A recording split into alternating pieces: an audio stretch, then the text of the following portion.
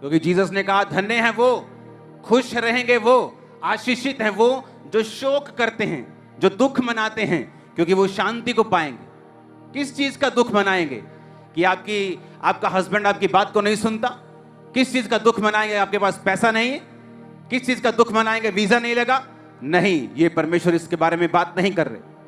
वो कह रहा है धन्य है वो जो शोक करते हैं। शोक इस बात का कि आज आप प्रार्थना करके नहीं आए, शोक इस बात का कि कल आपने बाइबल नहीं पढ़ी थी, शोक इस बात का कि अभी भी आप उस गुनाह में फंसे हुए हैं जिसमें आपको फंसा हुआ नहीं होना चाहिए। बाइबल कहती है धन्य है वो जो शोक करते हैं, वो शांति को पाएंगे। एक बंदा पापी चर्च में आके अपने मुंह को ऊपर भी नहीं उठाता और छाती पीट पीट कर बोलता है, हे खुदावन मुझ पापी के ऊपर दया कर। शोक करता है वो अपनी आत्मिक जिंदगी के लिए, उस शॉर्टनेस के लिए, उस कमी के लिए जो आत्मिक जिंदगी में एंटर कर चुकी, उस चीज का वो शोक मनाता है कि मैं वो नहीं कर पा रहा हूं जो मुझे करना चाहिए। और जीसस ने कहा अगर तुम इस चीज का शोक मनाओगे तुम शांति को पाओगे। और जब जीसस क्राइस्ट शांति देते हैं, आपके आसपास बवंडर चल रहे हो, आप शांति में होंगे। कोरोना चल रहा हो, आप शांति में होंगे। स्ट्रेस आ गया, इकोनॉमिक ऑपरेशन, डिप्रेशन आ गया, आप फ्री रहेंगे, आप शांति में रहेंगे। कनाडा ने वीजा देना बंद कर दिया, आपका आ जाएगा, आप शांति में रहेंगे। नहीं आएगा तो यूएसए वाले दे देंगे, उससे अच्छी कंट्री में चले जाएगा, डोंट वरी। क्योंकि धन्य है वो जो शोक करते हैं।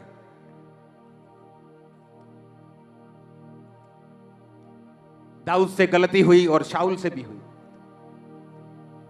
इवन मुझे तो ऐसा लगता है कि शाऊल की गलती जो थी वो दाऊद से थोड़ी कम थी, लेकिन शाऊल मारा गया और दाऊद बचाया गया। रीजन, क्योंकि शाऊल ने शोक नहीं किया। पाप करने के बावजूद भी, गिरने के बावजूद भी उसने शमूएल नबी को बोला कि मेरे साथ पहाड़ से नीचे चल। जब उसने कहा कि तू रिजेक्ट हो चुका है, खुदा अब तेरे साथ नहीं, उसने घुटनों पे आके शोक नहीं किया कि हे खुदा के दास ऐसा मत बोल, मैं माफी मांगता हूं, मैं तौबा करता हूं, टाट ओढ़ता हूं, आज से खुदा जो बोलेगा वही करूंगा। और ऐसा कितनी बार बाइबल में हुआ है कि लोगों ने टाट ओढ़ा है और माफी मांगी और खुदा ने अपने इरादे को चेंज करके उन्हें फिर से ब्लेस किया है। लेकिन उसने क्या कहा? कहता ठीक है, जो तूने बोला ऐसा हो, कोई बात नहीं, लेकिन नीचे मेरे साथ चल। क्योंकि नीचे लोग हैं तो वो लोग ये ना सोचें कि परमेश्वर मुझसे नाराज है। पॉलिटिकली करेक्ट होना चाहता था और स्पिरिचुअली इनकरेक्ट हो गया। पॉलिटिक्स से बच के रहो। लोगों को खुश करने के चक्कर में मत पड़ो। लोग क्या सोचते हैं? 20 से 30 साल की उम्र में बहुत टेंशन होती, लोग क्या सोचते हैं। जब 40 के पास बंदा पहुंचता है तो वो परवाह करना बंद करता है लोग क्या सोचते हैं। जब वो 60 साल का होता है उसे ये मालूम होता है कि लोग तो कुछ सोच ही नहीं रहे थे, मैं ही लगा हुआ था, कि लोग तो अपने चक्कर में, तो मैं ऐसे ही सोचा जा रहा था। लोग क्या सोचेंगे, है नीचे चल मेरे साथ, लोग क्या कहेंगे, लोग क्या कहेंगे, लोग सबसे बड़ा रोग। धन्य हैं वो जो शोक करते हैं। शोक मनाओ जब तुम गिर जाओ, जब तुम पाप करो, जब क्रिश्चियन होके भी तुम अपने शादियों के रीति रिवाजों के सिरों के ऊपर वही उठाए फिरते हो जो दूसरे लोग उठाए फिरते हैं। शोक करो इस बात का, शर्म करो और दुख मनाओ इस बात का कि तुम वही रीति रिवाजों में हो जो दूसरे करते हैं। शोक करो, दुख मनाओ, इस चीज का आनंद मत मनाओ। यीशु ने कहा जो शोक करेंगे वो शांति को पाएंगे। दाऊद ने पाप किया और शोक किया। नातान नबी ने कहा अब जिस तरह तूने तलवार चलाई है तेरे घर पे तलवार चलेगी, जिस तरह तूने व्यभिचार किया है तेरी लाइफ में बहुत सारी घटनाएं अब होंगी। तो उसने कहा मैं मानता हूं, मुझे माफ कर, खुदा अपनी आत्मा को मुझसे अलग ना कर, मुझे फिर से अपना उद्धार का आत्मा दे के संभाल, मुझे स्थिर आत्मा फिर से दे, मेरी हड्डियों को ताकि चैन मिल जाए, अपनी आत्मा को मुझसे अलग मत कर। शोक करता रहा और धन्य है वो जो शोक करते हैं, शांति को पाएंगे। किस बात का शोक? कि अब आप रोजे नहीं रखते। किस बात का शोक? क्योंकि आप अब चर्च में संडे एक संडे छोड़ के आते हैं क्योंकि आपके पास किराया नहीं, और जब वही डॉक्टर बोल दे कि भाई साहब आपके पित्ता भी निकालना पड़ेगा, मर जाओगे, तो 20-30 हजार का इंतजाम कैसे 2 मिनट में तुम करते हो, देखो फिर। लेकिन हमें शौक नहीं। पहले जब ब्लेसिंग नहीं थी तो चर्च में सुबह 8 बजे आके बैठ जाते थे। अब जब परमेश्वर ने सब कुछ दे दिया तो आप 12 बजे चर्च में आते हैं। तुम्हें शौक मनाना चाहिए। आत्मिक चीजें ना कर पाने का शौक, प्रेयर ना कर पाने का दुख, रोजे ना रख पाने का दुख, संगति अटेंड ना कर पाने का दुख, मेंटेन खुदा की उस जिंदगी को जो आपको दी थी ना कर पाने का दुख। कहता मनाओ इस दुख को अगर शांति चाहते हो तो। पर तुम दुखी हो, तुम्हारा वीजा नहीं लगा। तुम दुखी नहीं हो कि तुम्हारी प्रार्थना पहले जैसी नहीं रही। एक भेड़ जब गड्ढे में गिर जाती है तो वो तब तक बाहर आने का यत्न करती है जब तक वो मर नहीं जाती। जब तक मर नहीं जाती तब तक बाहर आने का यत्न करती रहती है। अगर तुम खुदा की भेड़ हो, जब तक बाहर नहीं आ जाते अपने पाप से, आप यत्न नहीं छोड़ते, आप दुख मनाना नहीं छोड़ते, आप दिल में शोकित होते हैं, मैं क्यों उस लाइफ को, क्यों उस प्रेयर लाइफ को मेंटेन नहीं कर पा रहा हूं, क्यों उस चीज को कर नहीं पा रहा हूं। आपको शौक होना चाहिए। जीसस ने कहा अपने मुंह से, धन्य हैं वो जो दुख मनाते हैं क्योंकि वो शांति को पाएं। क्योंकि तुम्हें दुख है तुम्हारा वीजा नहीं, तुम्हें दुख है तुम्हारा हस्बैंड तुमसे बात नहीं करता, लेकिन तुम्हें इस बात का दुख नहीं है कि तुम्हें संडे चर्च गए कितनी देर हो गई। तुम्हें इस बात का दुख नहीं कि तुम हर संडे लेट आते हो। तुम्हें इस बात का दुख नहीं। और जब तुम्हें इस बात का दुख नहीं है तो इसीलिए शांति भी नहीं। धन्य हैं वो जो शोक करेंगे, क्या पाएंगे? हाय पास्टर जी शांति है नहीं कर्ज। शोक करो तो शांति आ जाए। जीसस ने कहा दुख मनाओ आत्मिक चीजों के लिए तो शांति आ जाए। आमीन। ऊंचाई बरकत तुम्हारी। धन्य हैं वो जो शोक करते हैं शांति को पाएंगे। नेक्स्ट, धन्य हैं वो जो नम्र हैं, वो पृथ्वी के क्या होंगे? अधिकारी होंगे। आज एक कोई बिलियनर बन जाए, बिलियनर मतलब 8,000 करोड़ का मालिक, इंटरनेट भरा रहता उससे, ये सिगरेट इधर, वो सिगरेट उधर, ये गाड़ी, ये पोर्श, ये बुगाटी, ये घड़ी, ये ऐनक, ये सब कुछ, वो सारा दिन इसमें लगा रहता है। और जीसस ने कहा धन्य हैं वो जो नम्र हैं, पृथ्वी के क्या होंगे? दुनिया के आज तक के सारे बिलियनर अगर इकट्ठे हो जाएं, जितना पैसा चर्च एनजीओस के पास है दुनिया में, उनके पास इतना भी नहीं है कि उनके गेट के बाहर खड़े हो सके। आपको मैं बता रहा हूं सच। चर्चिस के पास, दुनिया की जो चर्चिस हैं उसमें सब मिशन, कैथलिक, CNI, पेंटी सब मिला लो, उनके पास इतनी जमीन है, इतना पैसा है कि ये बिलियनर्स बाहर खड़े होने की भी हैसियत नहीं रखेंगे। क्योंकि वो क्या है? नम्र। वो कभी घमंड नहीं करेंगे। जब सब चले जाएंगे, अगर 2 जने यहां बैठे हो, हमें ऐसी दरी भी नहीं चाहिए, मैं आपके साथ बैठ जाऊंगा खाना खाने के लिए इधर ही आपके साथ ही। हालेलुया। अगर तुम नम्र हो, थोड़ा सा पैसा तुम्हारे सिर पे चढ़ गया, अब खुदा ने और देके क्या मरवाना है तुमको?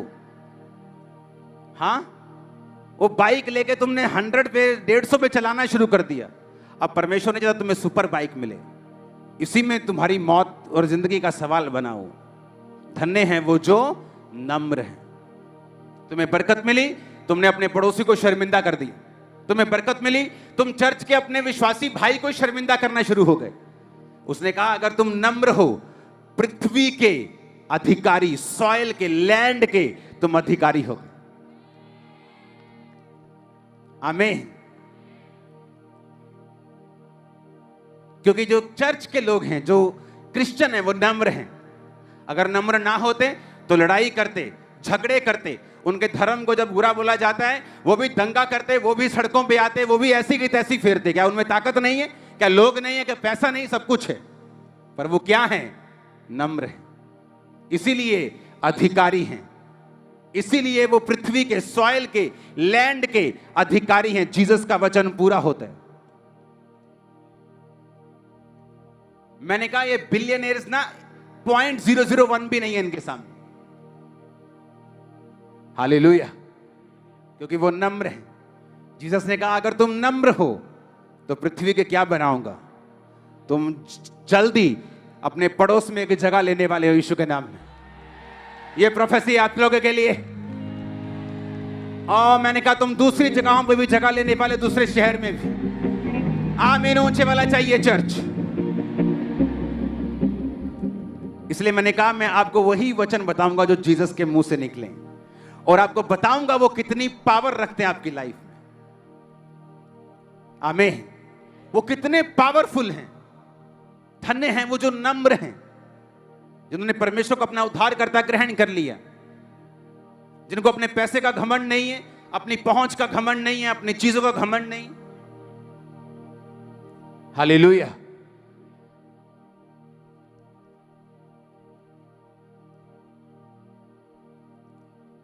क्योंकि हमें मालूम है कि सब कुछ जो हमारी लाइफ में हो रहा है ये परमेश्वर का प्लान है। वो अपने मन मुताबिक के हिसाब से कर रहा है, अपनी योजना के हिसाब से कर रहा है। हालेलुया। धन्य हैं वो जो नम्र हैं, वो पृथ्वी के क्या होंगे? अधिकारी होंगे।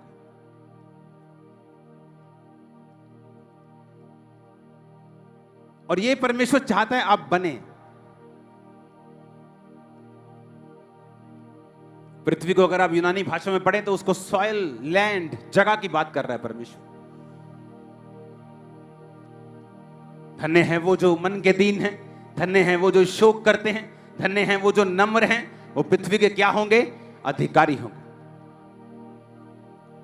थोड़े दिन पहले जब पंजाब के सीएम से मेरी बात हो रही थी, और कल परसों भी जो ऑपोजिशन के लीडर थे वो मेरे घर पे मिलने के लिए आए। आप कभी फोटोज नहीं देखेंगे इन चीजों की। तो जो नम्र नहीं है वो इस चीज को फुकरी में यूज करेगा, लेकिन जो जिनको मालूम है कि सब कुछ खुदा है, खुदा ही खुदा है, तो चुप करो और काम करो। अब मैं कैसे समझाऊं आप जिनको मालूम है कि सब कुछ परमेश्वर कर रहे हैं, परमेश्वर की ओर से है, एवरीथिंग, कोई मैटर नहीं करता। आप एक राजा से मिलें, आप एक भिखारी से मिलें, आप सेम बात करेंगे, Jesus Jesus Jesus Jesus, that's it. आप कौम की बात करेंगे, आप जीसस की बात करेंगे, आप गवाही की बात करेंगे। आपको कोई मतलब नहीं वो राजा है कि रंग है, बड़ा है कि छोटा है।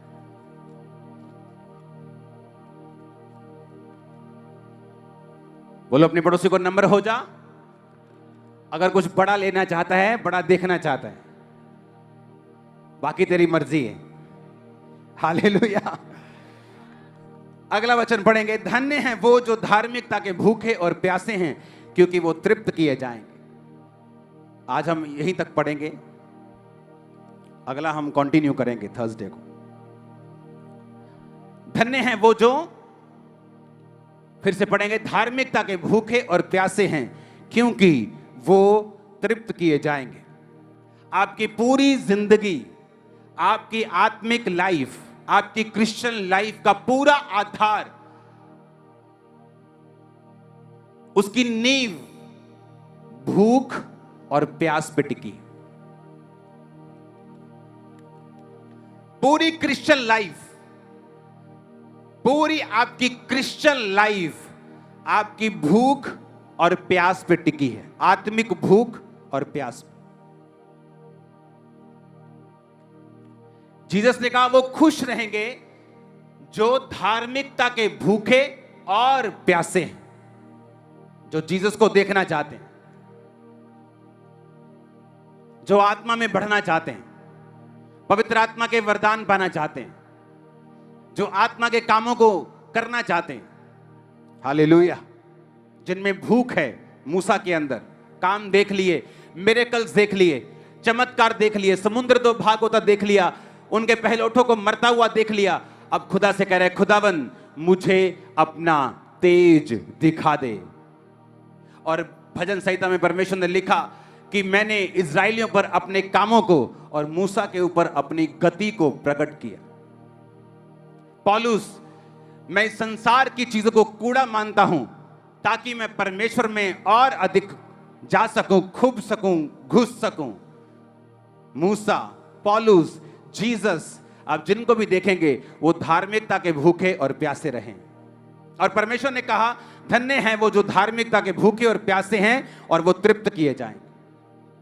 पौलुस स्वर्ग पे गया, मूसा ने परमेश्वर की महिमा को देखा, उसके चेहरों से किरणें निकलती थी, मूसा ने देखा धार्मिकता के भूखे और प्यासे हैं क्योंकि वो तृप्त किए जाएं। आपके अंदर प्यास है कि आपने इस बार वचन को नहीं सुना, आपके अंदर प्यास है कि मैंने वचन को नहीं पढ़ा, मैंने आज संगति को नहीं किया, ये संडे मैं प्रेयर नहीं कर पाया और मैं परमेश्वर से पीछे हो रहा हूं और मुझे थोड़ी ठंडक ठंडक सी आत्मा में महसूस हो रही। हम धार्मिकता के भूखे और प्यासे नहीं। घर में 4 शादियां इकट्ठी आ गई, प्रेयर ही भूल गए, फास्टिंग ही भूल गए, इतना गुम गए कि उनके गानों में नाचने लगे, पता ही नहीं चला कब हफ्ता, 2 हफ्ते, 3 हफ्ते निकल गए और आत्मा भी निकल गया साथ में, पता ही नहीं चला। हालेलुया, आत्मा भी निकल गया साथ में ही जब शादी में गए, तो पता ही नहीं। धार्मिकता के भूखे और प्यासे, धन्य हैं वो जो धार्मिकता के भूखे और प्यासे। ना जी भुख तां बहुत, अब विआह ते जाईदा, आपां तां नहीं छड्डी दा कुछ। बाबा एक अख उधर रखी दी, रोटी कदों शुरू होवे। इसने कहा धार्मिकता के भूखे और प्यासे, चिकन मटन के नहीं। आमीन। किस चीज के? धार्मिकता के भूखे और प्यासे। धन्य हैं वो, आनंदित रहेंगे वो, आशीषित रहेंगे वो, खुश रहेंगे वो जो धार्मिकता के भूखे और प्यासे हैं, क्योंकि वो तृप्त किए जाएंगे। अगर कोई प्यासा है तो मेरे पास आके पिए, मैं उसे तृप्त करूंगा। आपके अंदर भविष्यवाणी की भूख है कि मुझे प्रोफेटिक वर्ड देना है, खुदा मुझे तेरी बात को सुनना है, तू क्या चाहता है इस देश के लिए, क्या चाहता है मेरे लोगों के लिए। अगर आपके अंदर भूख है, आप 1 साल प्रेयर करेंगे, 2 साल नहीं वो बात करेगा, 4 साल नहीं करेगा, 5 नहीं करेगा, 10 नहीं करेगा, 11वें साल वो आपको पूरी बात करेगा, क्योंकि वो तृप्त किए जाएंगे। वो अपने वचन से हटेगा नहीं। वो धार्मिकता के जो भूखे और प्यासे हैं, जो हीलिंग करने के भूखे और प्यासे, प्रभु आज हीलिंग होनी चाहिए, प्रभु आज डिलीवरेंस होनी चाहिए, खुदाबंद मैं अमेरिका में जा रहा हूं, काम होना चाहिए, प्रभु ये धार्मिकता के भूखे और प्यासे हैं। प्रभु ब्रांचेस होनी चाहिए, प्रभु चर्च भरी होनी चाहिए।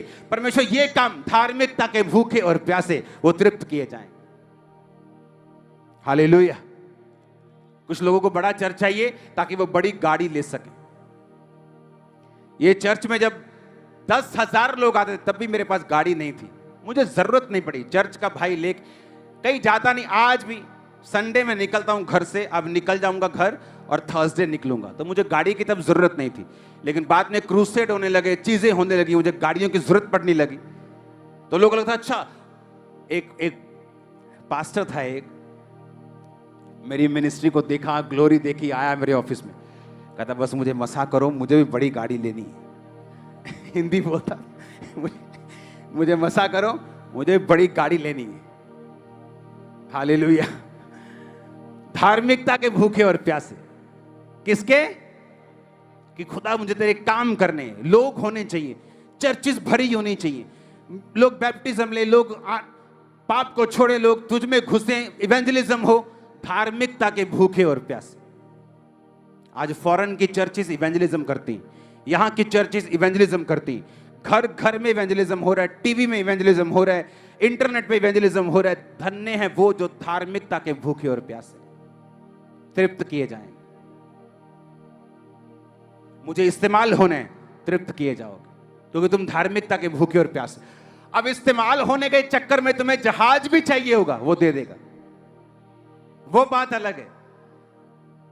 लेकिन वो ऐश करने के लिए या अपनी कोई भूख पूरी करने के लिए, किसी को दिखाने के लिए या शोखी मारने के लिए, वो परमेश्वर की ओर से नहीं। बाइबल कहती है वो संसारिक है, वो शैतानी है, वो इस संसार का है, परमेश्वर का नहीं। हालेलुया। धार्मिकता के भूखे और प्यासे हो तो तृप्त किए जाओगे। तुझे तेरी बात सुननी, खुदा मिरेकल्स हो, हीलिंग्स हो, मेरी लाइफ में ये काम हो, मैं ये देखना चाहता हूं, इस तरह से काम करना चाहता हूं। धार्मिकता के भूखे और प्यासे हो, तृप्त किए जाओ। हालेलुया। खुदावंद मेरी पूरी फैमिली प्रभु में आए, सब हम तेरा काम करें, तेरी सेवा करें।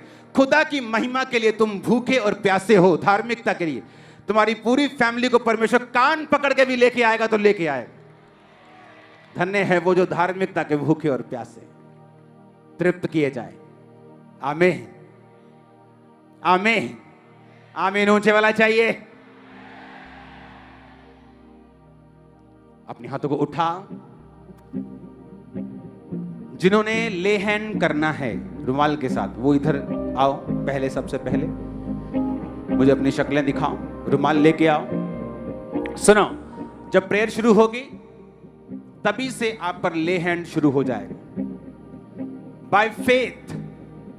बाय फेथ उसे रिसीव करो और अंगीकार करो।